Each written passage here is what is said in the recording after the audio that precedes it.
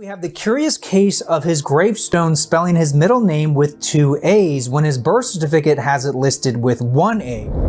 The death of Elvis Presley has been surrounded by rumors, secrets, and endless questions for decades. The world didn't know what to believe. But behind closed doors, a team of FBI analysts had been quietly working with evidence that told a completely different story. Could it be that the truth was covered up all along? Join as we find out. The reopening of a cold case. In the summer of 2024, something unusual happened inside a federal building in Washington, D.C. A small team of FBI analysts pulled a very old file from storage. The file had a name on it that almost everyone in the world would recognize. It was a file on Elvis Presley. The team was not loud about it. The work began in secret, the way serious federal investigations often do. But word got out, as it always does. And when it did, the world stopped and paid attention. Elvis Presley passed away on August 16, 1977, at his home in Graceland, Memphis, Tennessee. He was 42 years old. The official story given to the public at the time was that his heart had simply given out. He had been in poor health for several years before his demise, even gaining a significant amount of weight. The doctors who examined him signed off on a cause of death. The body was buried, and the world was told to accept that a great man had passed away too young from natural causes. Most people accepted that story, and they moved on. However, for decades, a group of investigators, journalists, medical professionals, and dedicated fans believed that the full story had never been told. They pointed out some inconsistencies in the original autopsy report, the speed with which the investigation was closed, the fact that several key documents were sealed from the public for years. Yet, these people were often dismissed. They were called conspiracy theorists. They were told they could not accept the simple truth that a man with serious health problems had passed away from those health problems. Still, they kept asking questions. The FBI's decision to reopen the case came after a formal review process that had been building for several years. Advances in forensic science had reached a point where old biological samples, the kind that had long been stored in secure medical facilities, could now be tested in ways that were completely impossible at the time of Elvis's demise. DNA analysis, toxicology screening methods, and digital reconstruction tools had all improved enormously. What could not be proven or disproven at that time could now potentially be answered with a high degree of scientific certainty. The agency also received new information. Over the decades, people who had been connected to Elvis's inner circle had grown old. Some had become ill, while some were facing the end of their own lives. In those final years, people sometimes feel a need to speak. Information that had been held privately for a long time began to surface. Some of it came through family members of people who had passed away. Some of it came directly from individuals who decided that the truth mattered more than the silence they had kept for so long. The timing of this investigation carried weight. The world had spent decades treating Elvis's passing as a closed chapter.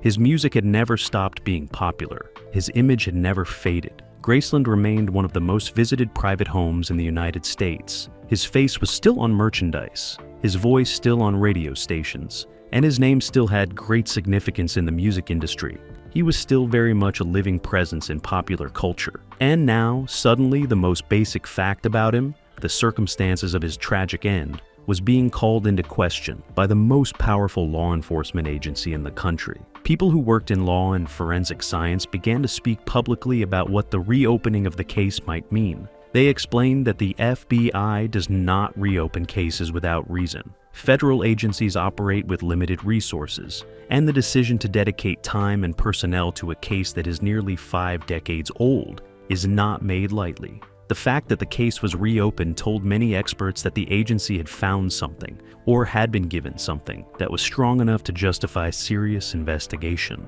That understanding only deepened the sense among the public that something significant was coming. By the time official confirmation came that the investigation was real and active, the conversation had already spread to every corner of the globe. Fans in Europe, Asia, South America, and Australia were following the story just as closely as fans in the United States. The man who had once been called the King of Rock and Roll was at the center of the world's attention again. And this time, it was not because of his music. It was because of a question that had been waiting nearly half a century for a real answer. What really happened to Elvis Presley? What the FBI found. The investigation began with the samples. Biological material from Elvis Presley's original autopsy had been stored in a secure medical facility for decades. At the time of his passing, the technology available to medical examiners was limited by the standards of today. Toxicology tests existed, and they were used, but they could only detect certain substances at certain levels. The equipment was basic, the methods were slow, and the conclusions that were drawn from those tests were shaped by the tools that were available at the time. What the FBI's forensic team discovered when they applied modern testing to the same original material was a very different story. The new toxicology results showed the presence of substances and concentrations that the 1977 tests had either missed entirely or significantly underreported. Modern screening methods are capable of detecting compounds at levels far below what older equipment could identify. They can also distinguish between substances that older tests would have grouped together or failed to separate. When the updated results came back, the analysts found a chemical picture that did not match the official cause of death that had been recorded all those years ago. Alongside the biological evidence, the FBI also examined a collection of personal documents that had not been widely reviewed before. These included private medical records and paperwork related to the prescriptions that Elvis had been receiving in the years and months leading up to his demise. Elvis had been under the care of medical professionals who provided him with medications over a long period of time. The volume and variety of those prescriptions had been noted by some journalists and investigators years later, but the full picture had never been formally assembled and analyzed in the way the FBI's team now did. The records showed that certain medications had been prescribed in combinations and quantities that raised serious concerns among modern medical experts. Some of the medications involved were known to interact with each other in dangerous ways. Others were known to build up in the body over time, reaching levels that could cause severe physical harm without any single dose appearing obviously dangerous on its own.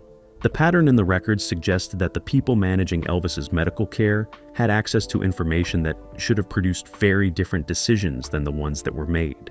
The FBI also gathered and reviewed witness accounts. Over the decades, a number of people who had been present at Graceland in the period surrounding Elvis's passing had given interviews, written memoirs, or made statements in various legal and personal contexts. The investigative team worked to collect all of these accounts and compare them carefully. In several cases, the accounts contained details that had not been taken seriously at the time they were first made public. When those details were placed alongside the forensic and documentary evidence, they fit in ways that were difficult to dismiss. One area of particular focus was the timeline of events on the day Elvis passed away, the sequence of when he was last seen, when people around him became aware something was wrong, when emergency services were called, and how the scene was managed in the immediate aftermath had been described differently by different people over the years. Some of those differences were minor, and others were more significant. The FBI's team worked to construct the most accurate timeline possible using all available information, and the result raised many concerning questions. The physical evidence from Graceland itself had largely been lost or dispersed over the decades. The home had been turned into a museum. Renovations had taken place. The original scene no longer existed in any meaningful forensic sense. But photographs taken at the time, combined with the accounts of people who had been present, allowed investigators to reconstruct key elements of what the scene had looked like. That reconstruction, when matched with the medical and toxicological findings, helped the FBI build a more complete picture of what had actually happened inside that house on that August afternoon. The investigators were careful not to move faster than the evidence supported. Federal cases are built slowly and carefully. Every finding was documented, verified, and reviewed. Independent forensic experts were brought in from outside the agency to examine the evidence and offer their own assessments. In every case, the outside experts reached conclusions that aligned with what the FBI's internal team had found.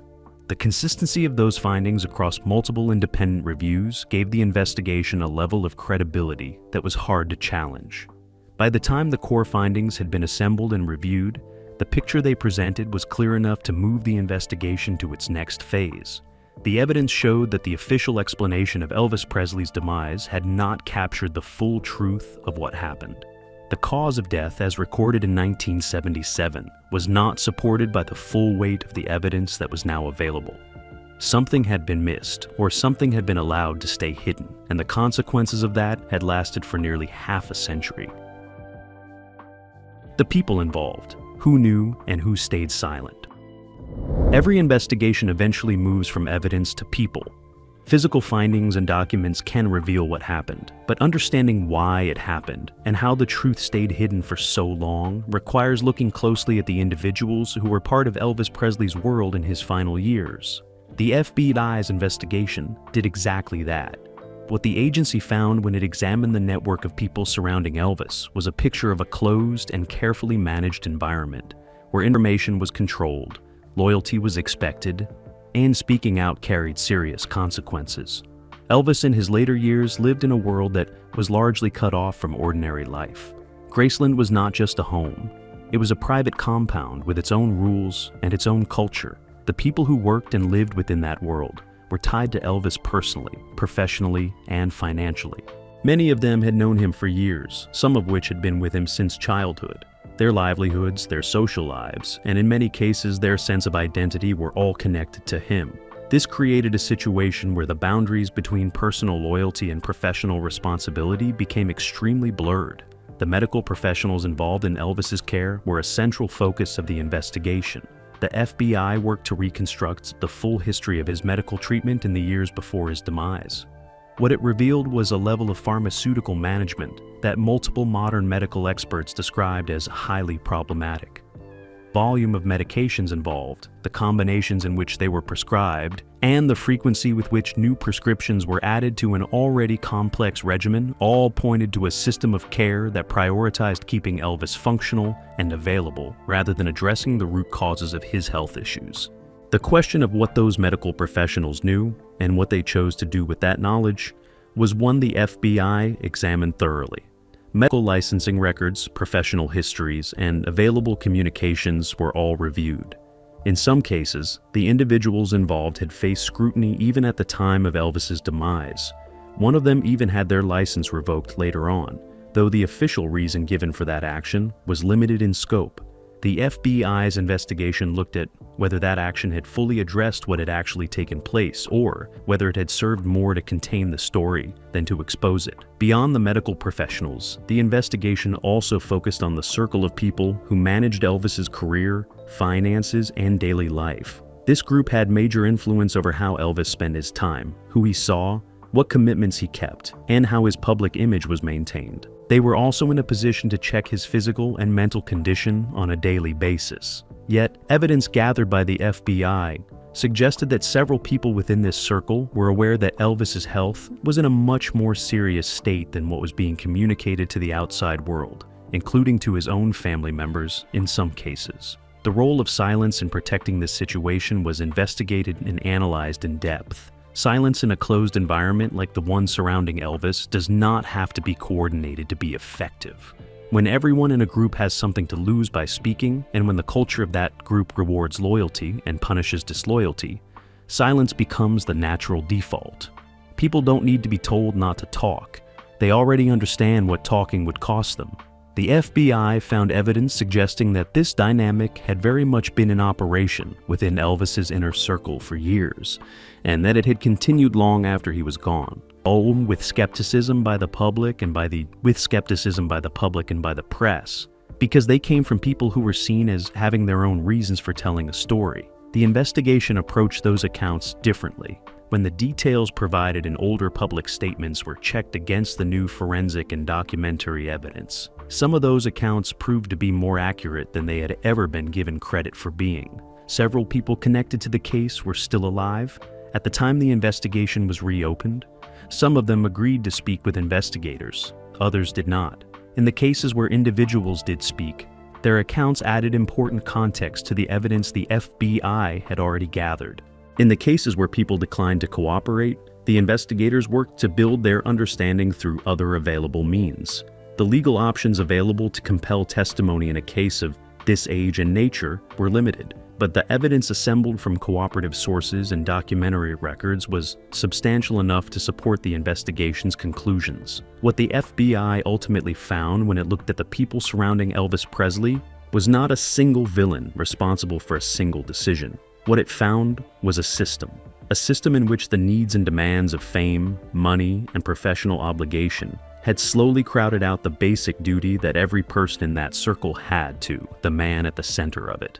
Whether through action, inaction, or silence, multiple individuals had played a role in allowing a situation to continue that should have been stopped. And for nearly 50 years, the consequences of that had been carried entirely by the truth. But the question that now sat at the center of everything was the one that no amount of forensic science or public emotion could answer on its own.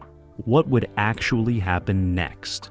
In a case nearly 5 decades old, with many of the key figures either deceased or very elderly, with physical evidence that had been preserved only in part, and with legal frameworks that were not designed with the situations like this in mind, the path forward was not simple. The legal conversation began almost immediately after the investigation's findings became known. Legal scholars and prosecutors appeared in the media to discuss the realistic possibilities. The central challenge was the question of accountability. Several of the individuals who had been most directly involved in the circumstances surrounding Elvis's demise were no longer alive. The passage of time had done what time always does. It had removed people from the reach of justice in a permanent way. For those individuals, no legal process could now touch them. That reality was painful to accept, but it was unavoidable. For the individuals who were still living, the situation was more complicated. The legal options available depended heavily on what specific actions could be proven, what statutes applied to those actions, and whether the available evidence met the standards required for prosecution in a court of law. Translating investigative findings into criminal charges is a process with its own strict requirements. Legal experts were careful to explain that a strong investigation does not automatically produce prosecutable cases, particularly when the events in question occurred so long ago. The statute of limitations was a significant legal obstacle in many of the areas being considered. Many potential charges that might have applied to actions taken in the 1970s had long since expired under existing law. There were some categories of potential wrongdoing where time limits were less clear, and legal teams were actively examining whether any viable pathways to prosecution remained open. But for the majority of observers following the case, it became clear early in the public discussion that formal criminal accountability was going to be difficult to achieve, in spite of what the evidence showed. Meanwhile, there was anger directed at the past. People expressed frustration that it had taken so long for the truth to be seriously pursued. They pointed out that questions about Elvis's passing had been raised almost immediately after it occurred, and that those questions had been dismissed. The individuals who had spent years arguing that the official story was incomplete were suddenly being treated not as eccentric outsiders, but as people who had been right all along. That shift in perception carried its own emotional weight, both for the people who had been pushing for the truth and for those who had dismissed them. Graceland itself became a focal point of public attention in the weeks following the investigation's findings becoming known. The site had always been a place of pilgrimage for fans. People traveled from around the world to walk the grounds, visit the rooms where Elvis had lived, and pay their respects at his grave. In the period after the investigation's findings became public, the number of visitors increased significantly. The weight of the moment was visible in the way people moved through the property and in the things they left behind at the gravesite. The broader conversation about legacy was perhaps the most complex part of what happened. Elvis Presley's place in the history of music and American culture was not in question. His contributions to popular music, his cultural significance, and the scale of his impact on entertainment were not things that any investigation could change. But the story of how he had lived in his final years, and of what had been allowed to happen to him, added a dimension to his legacy that was hard to absorb. He had been one of the most famous people in the world, and that fame had not protected him. In some ways, it had made him more vulnerable.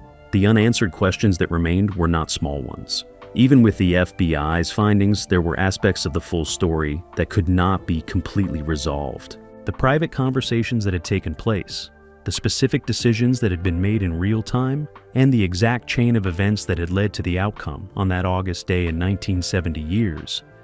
These things lived in a space between what the evidence could prove and what could only be imagined. The investigation had brought the world much closer to the truth, but the nature of a case this old meant that some pieces would always be missing. What the investigation ultimately gave the world was not a tidy conclusion. It gave something harder and more important than that. It gave confirmation that the questions had always been worth asking. It gave weight to the voices that had pushed for years to have the case examined seriously. And it gave the millions of people who had loved Elvis Presley's music and mourned his loss the difficult but necessary gift of a more honest account of what had happened to the man behind the legend.